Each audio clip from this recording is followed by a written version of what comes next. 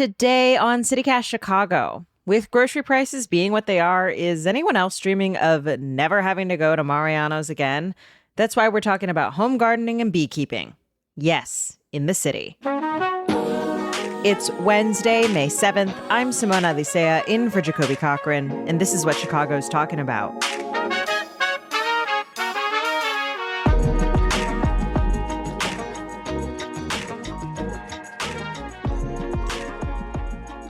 Before we get into it later today, we're going to be dropping a special sponsored episode with the Minocqua Visitors Bureau. Minocqua, Wisconsin is just north of Madison, and we're going to hear all about why it makes for a great little road trip. So keep an eye out on our feed today to learn more. But for now, Jacoby and I are taking a much shorter trip to the far north side to learn about how to grow our own food in Chicago and to meet some bees. What's up, everybody? I am in the Edgewater neighborhood at the home of McDonald and Michael Johnson. More specifically, we are here to see their amazing home garden. Technically, it qualifies as an urban farm. McDonald, welcome back to CityCast Chicago. Jacoby, thank you for having me again and under different circumstances today. Last time you were here, we were talking landmarks and statues. Today, we are talking sustainable agriculture and how many different things grow in your garden? We have 50 kinds of food that we grow. Oh my God. Bonnie, let's start here. Why did you start a garden and how long have you been doing this? Yes, well, my husband, Michael, who's here with us as my silent partner right now, we really wanted to find a space in Chicago when we were looking for a home that had some open space for us to grow our food, because we see ourselves as really borrowing space from the next generation. So we need to care for it. We can do so much more with the little spaces that we have in this city, make it beautiful, make it sustainable, make it productive. And we started that in 2015 with a series of steps every year. And we're happy to talk through those steps. But I think the message we want to send is that you don't have to go 100 miles an hour in the beginning. You can start slowly and work your way up. Mm-hmm. What are the benefits for you all being at this stage? I looked at your list of the different crop schedules, how many different things you all are planting. What are the benefits of doing all this labor and all this work? Yes. Well, I think it's multi-layered. And the first is just thinking about making a sustainable life around us for, not only for us and thinking about our neighbors, but also the life around us, the plants, the animals, the insects. And it also saves money because we produce a lot of food that in the summer saves money for us. We don't have to go to the grocery store for everything. So it has lots of benefits besides, beauty and sustainability. It's better for the life on the planet, and it saves us money. Mm-hmm. When you think back to the beginning, what are some of those things you wish you knew, some tips you'd give beginners? Yeah. So, some of the easy tips would be, what space do you have that just has some light? It's really, you have a window, hopefully one window where you're living that has some light coming into it. You can grow something. It's just, what do you like? Do you like herbs? Do you like tomatoes? Do you like peppers? Do you like houseplants? Anything is, beautiful and producing oxygen for you and, the living things in your home. So, it's as simple as hopefully get a pot, get some dirt, start growing, try it out. It doesn't have to be perfect. And some of the very easy things to grow, a great place to start to feel successful are herbs. So herbs, grow, they're very prolific. Oftentimes they are what you call a perennial. They'll come back on their own. Another easy one, green onions. If you like green onions, what you can do is essentially chop off the bottom and plant the bottom of your green onion. Use all the top, but then plant the bottom and it'll miraculously come back up. So it's very inexpensive. You don't even need seeds to do that. But things that are going to grow well, tomatoes usually are pretty easy. You can even go out and buy a plant. You don't start it from seed because it takes a lot of time to grow some things from seed, and you can feel kind of depressed because it's like weeks before it comes up. But you don't need a lot of equipment. You don't need a lot of money to start. You can do things that you might even buy at the store, just green onions being one example. Mm-hmm.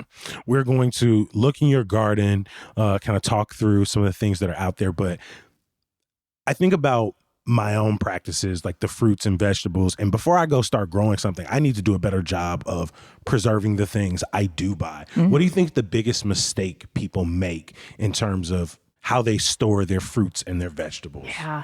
So some of the things you can do to preserve herbs, for example, is that you can cut the bottom off, but then wrap it in a sort of a moist paper towel.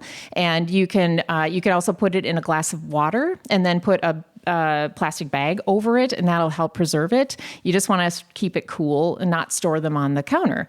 Also, fruits and vegetables, some of them store on the counter well. Others, it's really good to put them in the fridge. Your citrus fruits, your apples, of course, keeping them in a fridge or keep them longer. Preserving as well. I know we're leading everybody to a canning cabinet that we have, which is a thing. So we also bought a water bath canner so that we could do things that were really acidic, like preserves and tomatoes. You can do those in a water bath. So you just put your pot on the stove, you boil it to a certain extent, you put your stuff in with education. Canning takes education, everybody, because you can get botulism, which is, of course, could kill you. So you want to know what you're doing there. And we also dehydrate a lot of stuff like kale powder. Kale powder. I've gotten to see it already. Yes. Sounds like a much better way to add kale to my morning smoothie, though. Absolutely. Than a fistful dumped into the into the blender. Kale powder seems much easier to balance. Just to say, everybody, you can do some really creative things when you dehydrate your food so you don't waste anything. We make tomato powder, which you put onto grilled cheese, and it tastes like tomato soup and grilled cheese together. Mm-hmm. What's most important for people to know is that you can start small and then build your knowledge, build your tools. You only have to have a window, maybe a balcony. You don't have to have a lot of space to do this. If you do have space, grow the things that you love that are a little more expensive. So that's also a next step to take. We grow a lot of peppers, for example, because they're really expensive. Mm-hmm. We grow berries because they're really expensive. We don't grow lots of potatoes or onions because they're less expensive at the store. So you can be strategic or just grow what you love. How would you kind of explain, I think particularly for someone who's starting out, who's maybe starting indoors in a small space, how do you kind of explain that cost benefit in terms of, okay, maybe you don't have to deal with inflation at the grocery store, but are you buying soil or is it the time cost? How would you kind of parse that out? Yes, the cost benefit is, when you think about the specialized equipment, it can be a lot of upfront cost. Mm-hmm. If, for example, a good pressure canner can be hundreds of dollars. So it is thinking about what you want to achieve with this. So maybe you just want to see a beautiful, some beautiful herbs growing in your, in your window. And that's pretty low bar for entry. You can step up and grab things over time. Don't forget the Goodwill sometimes has some really amazing appliances. If you're looking to replace a lot of your food, for example, you need space for that. Even in our yard, our lot is 30 by 150, we use about 2/3 of the space to grow all of that stuff that we're talking about. And, I think in the summer, it replaces maybe 2/3 of our grocery bill. Couple of things to think about is that we are thankfully a community that has lots of community gardens. So, all of Chicago has community gardens around the city. So you can rent a space that, if you're in an apartment, you can rent a plot if you have the resources to do that. Or ask a friend. Maybe you have a friend that has some space they're not using. And, hey, you're offering to grow some food. Give them a couple of peppers and you keep the rest. You're going to do the labor. In fact, with the bees, we asked a neighbor of ours to host another hive because we didn't have space for a third hive here. So we were doing sort of co-parenting, co-beekeeping, everybody, shared custody of the bees. That helped to grow production. Having the bees increases the production in our farm, everybody, by about 25%. Last thing I'll say, everyone, is that you also could do things like building better soil for other people because you can do some people do worm castings in their apartment. There's composting. There are composting services now that'll take your food scraps. So you can also do good for the earth by just composting your food scraps too. Just lots of ways that you can be Lots of ways involved to in get urban involved. agriculture. Cool. We'd love to go outside and get a little tour around. Excellent.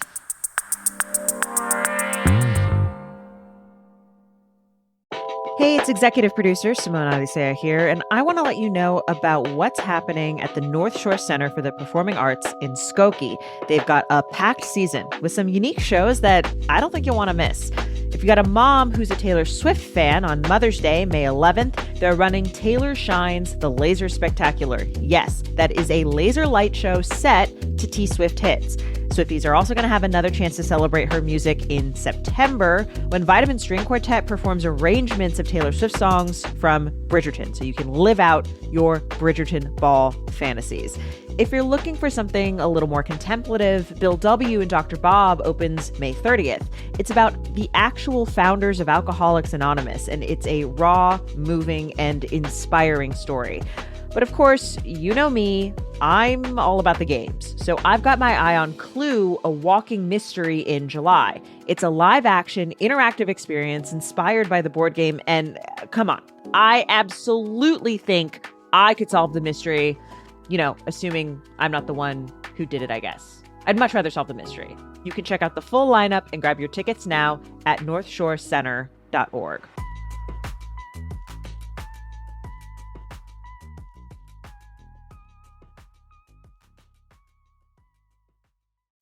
I talk about my moms all the time on the show, so y'all know how much I love Mama T, but I'm gonna be real, buying gifts for her can be a little tough, right? When she sees something, she like it, she just get it. So for her recent birthday, I needed something that said, I appreciate you, I love you, I'm thinking about you all the time, and I ultimately landed on the Aura frame. It's a digital picture frame. In fact, it's the best digital photo frame according to the people over at Wirecutter. My mom sees it every day on the table in her entryway. I've uploaded photos of some of our favorite family moments together, like a huge throwback of all of us together at Kalahari up in the dunes, a recent one with my siblings and my mom at a Bulls game. I got a picture with our grandparents. Plus, anybody can add pictures from wherever they live, and she'll see them almost immediately and know we're thinking about her. Aura has a great deal for Mother's Day coming up. For a limited time, listeners can save on the perfect gift by visiting auraframes.com to get $35 off plus free shipping on their best-selling Carver matte frame. That's Aura, A-U-R-A, frames.com, promo code CityCast. Support the show by mentioning us at checkout. Terms and conditions apply. Oh my God, and the sun's coming out for us. Yay! Oh, you get to, they're out. Do you have any bee fears? No, You're not allergic. I have no idea. We have a very old EpiPen that we do keep around if we... Yeah, I've never been stung, so I have not a clue. They are very docile. So They're you'll not see like wasps that you'll are see them just right now jerks. staying very, very close to the hive. You'll see them very close to the hive right now because they were just installed and they're just taking their exploratory flight. They're not going to go very far. So it can be intimidating when you see them fluttering around like this. But I've never been stung standing outside of the hive. They're very docile. They're very, very relaxed.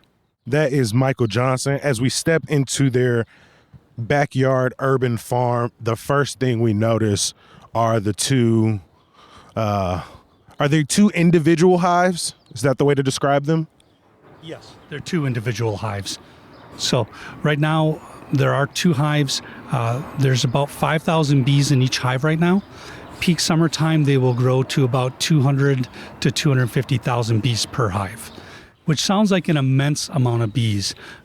But really, when you look at it, it's in a small space and they cohabitate very well with each other. So we're going to come back to the bees, but first, when we're inside, you all talked about growing about 50 different foods.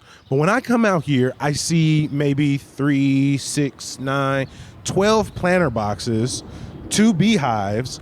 How are you fitting 50 different fruits and vegetables back here? Sure thing. So Jacoby, what you'll see is on the lower level here are typical things that need partial shade or our more cool weather plantings. So you'll see our garlic down here, We haven't planted yet, but you'll see our leafy greens, raspberries, blueberries, blackberries, Mexican sour cucumbers, quinoa, and then up on top of the roof of the garage, we have 23 rolling planter beds up there, which will house our more hot weather items like peppers, tomatoes, those types of items up there. Okay, so I'm just seeing the first level of the farm. Yes. And then we also have 5 apple trees, 3 Honeycrisp, 2 Pink Lady apple trees that will espalier along the fence line here. So when they're finally mature, we should see about 10 apples per linear foot, or about 1,200 apples a year, which is pretty crazy. So our neighbors will be flush with apples. So right now it is late April. It's not quite warm, but it's not chilly. About 63 degrees right now, something like that? Ish. It's gray, but the sun's kind of trying to come out here. Can you kind of describe where we are, like, in the growth process? Because I can see some plants, but they look a little sad right now. They're not fully, it's not full growth. Like, where kind of are we right now? Yeah, I would say we're in the awakening stage right now. We're starting to see things start to leaf out here. Nothing's flowered yet, so our apple trees will be flowering in about another 3 to 4 weeks. The blackberries will start flowering at about that time as well, and the raspberries. So the blueberries are starting to bud. So we will start to plant our seed items just this weekend, essentially. So we have a planting plan, which is a next level chart. Full printed out document. Staples on the right side. And it shows us when we need to plant the first grouping, the second, the third, because we can produce really until the first frost. So we have a schedule. And the Farmer's Almanac actually has great information on. Yeah, hey, it still exists. The Farmer's Almanac. It gives excellent information, and it's also accommodating what's happening with climate change. Because as we've seen a decade of doing this, a little more than a decade now, the kinds of plants that we can grow, and especially the weather is truly changing, everyone. We have really wet June now, right? Like, it is cold, it is miserable. The plants hate that. We can't even plant anything until June, basically, where we used to be able to plant in May, and we were getting a nice, steady, sort of calm rain. Now you get that deluge of flooding rain, the microbursts of rain, and it's terrible for the gardens. They can't absorb that much water at any one time. So we're also using rain barrels, so we can capture as much of that water and use it when it's a drought time now, which is July, August. We get hardly any water, and it's really hot, as you guys know. That's this kind of the temperature swings are very hard for Midwestern gardeners because we've been used to a more temperate, dependable climate like everybody. But the beauty is that we can use the rain barrels to water plants that we eat, why that's important is because the rain that's coming off your roof, you can't drink it. It's not potable, right? Because it has leaves and bird things. And so you should not be drinking that. And in fact, you really shouldn't use your rain barrel water to go on top of leafy greens. If you're doing this just as a new gardener, that's another thing, to just be educating yourself about what's safe. And we tried to do that over time, is how do we maximize things, but in a safe way as well? Because this yard, what do you see now, we had to dig power lines, as we talked about. We did that ourselves. And when we did that, we actually brought a bunch of lead and heavy metals up from the beach sand, which is below us. And we essentially poisoned all of our soil because it was full of heavy metals. So we had to do soil testing. And that's why we have all these raised beds, is because we could put a barrier layer and put safe soil in there. Now you've got these 2 amazing beehives here. What was the benefit of bringing them into your ecosystem? Well, we had read that having bees increased production of many of the foods in the garden by about 25%. So we were trying to find a way to maximize what we're doing here and to do it sustainably. And so this was a sustainable, natural way to increase production, because the bees are close at hand to pollinate anything that needs to be pollinated. And it also benefits our neighbors who have flowers, for example, or other plants. So it was good for the neighborhood. Many people don't know that bees can actually forage up to 10 miles. So they're not just staying in our yard. They're going all over the city, all over our neighborhood. And besides, they produce a lovely other benefit, which is honey. One thing we actually haven't talked about yet is you're growing food. You've got honey. How does the taste compare to what you would get from a grocery store? Sometimes they are terrible, actually. So you spend months and months growing something, and then you take it out of the ground, and then it sucks. It just tastes bad. So we're trying every year to figure out what happened. So that's so frustrating when you put a lot into it, and then your carrot is sour. Right? Because it's like, because you never know what you're going to get. You never know what the weather's going to be. It's highly unpredictable.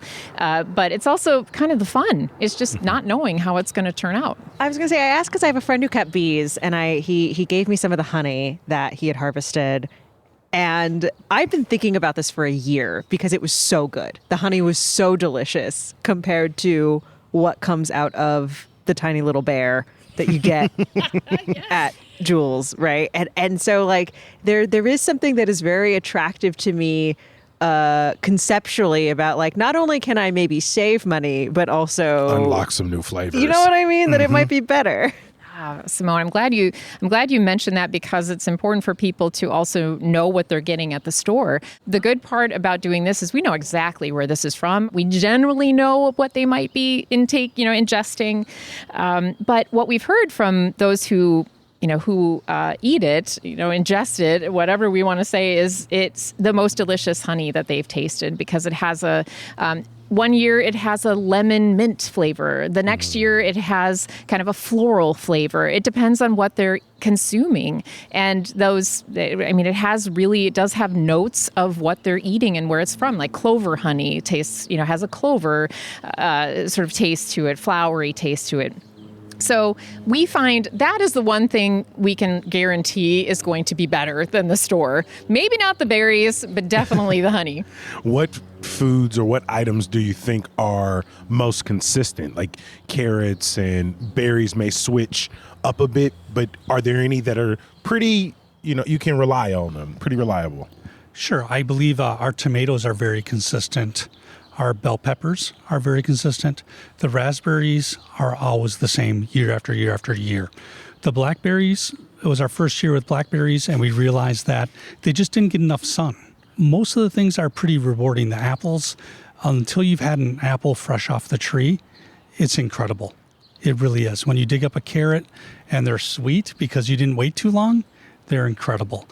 Sugar snap peas, right off are just amazing, right? So we're able to take these flavors and preserve them for us for later in the year as well. So there's unique flavors we can get by tweaking some of the soil amendments as well. Mm-hmm. And so that's kind of your next level. That's your 200 series gardening, right?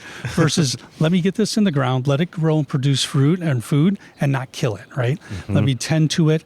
And that's the beautiful thing too, is if it doesn't work one year, you just start over. Yeah. Or if it doesn't produce something right, like our blackberries were a bummer. So they got mixed in with our raspberries to make a raspberry blackberry pie filling so we didn't have to waste it. What is the item or items that take the most meticulous care in your garden? Like they are on the most stringent schedule that you watch them with the hawkish eye? Apples. Apples are by far extremely hard when you do organic apples. I had somebody at an apple farm when I asked him for some advice on organic apples, and he said, don't. That was his advice. He just laughed at you and started walking away. He did. And they grow organic apples there. Those are probably the hardest. Some of the easiest things to grow are sugar snap peas, our garlic. The raspberries grow like weeds. Carrots are easy. The purple bush beans are fantastic. You basically put them in the ground and they just produce food.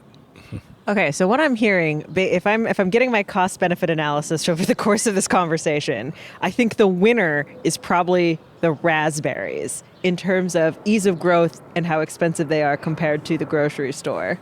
And then maybe bell peppers a close second. Yeah. I would definitely agree. I think if you're looking at return on investment for the effort made, raspberries are by far the easiest. You put them in the ground, they grow like weeds, and they just keep producing raspberries all year long. Bell peppers are great because they are expensive. The other one I would say is honey. With bees, like the Save the Bee campaign has been around as long as I've been alive, but also I know how people get around bees. It's like stop, drop, and roll. Is there a conversation you have to have with neighbors? Because it sounds like it's easy to do, doesn't take up that much space in your backyard, but do you have to have any community conversations around it? Yes, we definitely talked to neighbors on both sides of us to make sure they were okay with it. We also face the hives from the edge of the yard to the middle of the yard because you want to keep about a 10-foot runway in front of them just to give them space. Bees, these honeybees are not aggressive. What happens and why people get stung most of the time is they get trapped between their clothing and their skin. And the bee gets scared, it can't get out, and it will sting. Now, we haven't had any issues. We've had the kids over. We've put them in a bee suit, let them explore the bees, explain to them, hold them.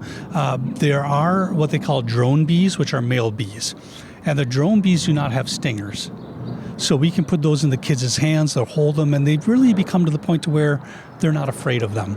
You want to get closer, Simone? I would love to. So yeah, how do we Go switch shirts? Do you guys want to put bee suits on? Or Simone, do you want to be? Sure. Should we interview do you want to dig? Sure, I'm happy to be in a bee suit. That's I'd fine. love to get in a bee Okay, suit. all I had right. just for the pictures of it. Here, let's put the recorder down for a sec. So we're going to take a look and see if the queen we installed has been accepted. So with these boxes of bees, you get 5,000 bees in a box and one queen bee. Hi, little bud. There's a bee on my recorder. And the bees have not accepted this queen yet as their queen because Yeah, of the they got fact those that they're carcasses. brand new. So they don't know her pheromone yet, so they have to get used to it. So the queen is in a separate cage. We're going to open this up and take a look.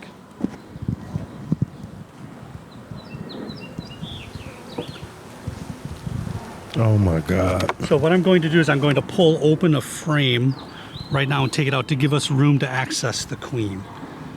Now you'll see different bees, some that are pretty dark in color, which will be older, and then you'll see some that are really light in color, which are newer bees. So now we're going to take a look at the queen. This is where it gets interesting because we have to be able to tell, are they licking her and trying to feed her, or are they trying to bite her? And if we take a look at her, I can see some tongues coming out. And it looks like they've accepted her. So now we're going to put the frame back in. We know that they're doing well. You can tell that I don't see any bees buzzing around you really that much. They're really focused on this area here.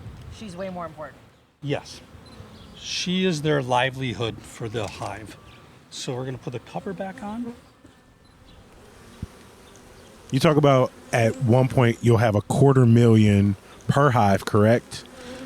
I mean, what is a bee's lifespan? Do you just end up with 500,000 dead bee carcasses at the, like, what does that look like? I don't know why my brain went there, but I also was just like, you know, where do they all go on the other side? Do you have to clean that up?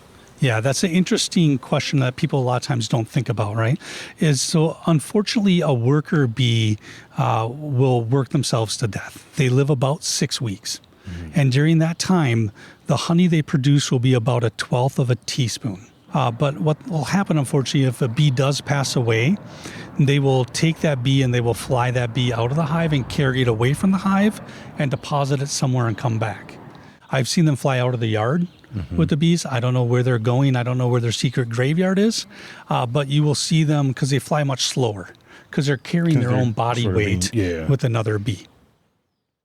Wow. That's a question that was not in the prep. I didn't even think about, but I don't think I've ever, in any of the bee videos I've ever watched, anyone explain that. That yeah, really they- wrecked me, Yeah, Jacoby. there's a whole It really funeral wrecked me. procession. They're just like, hey, Calvin's down. You got to take Calvin out. Okay, and we also have to talk about who does the work in the beehive for just a moment, everybody. It's the women. Just want to say, the drone bees do nothing except fertilize the queen. That's it. They sit there and they eat everything. They eat the honey. They eat. Yeah, they Right. eat. But just it's- want to we give know- props to the ladies because they do all of the work in here. I will add the fact that the worker bees are all female bees, as she said. And what is brilliant is at the end of the season, when they're coming down, they're starting to shrink their hive, they will force the drone bees, the male bees, out of the hive. And they'll evict them because they know all they do is lounge around and eat honey all day long, right? So they push them out because they're like, we have to save our stores of honey to survive through the winter. So they will evict them, and then in the springtime, they'll produce more drone bees again. I'm so into the bees now. I'm Yeah. like, 100%. I'm so sold I've on learned the bees. so much. Thanks so much again to Bonnie McDonald and Michael Johnson for hosting us at their home. If you want to see pics of me and Jacoby in the beekeeping suits, make sure you're subscribed to our newsletter, Hey Chicago, at chicago.citycast.fm.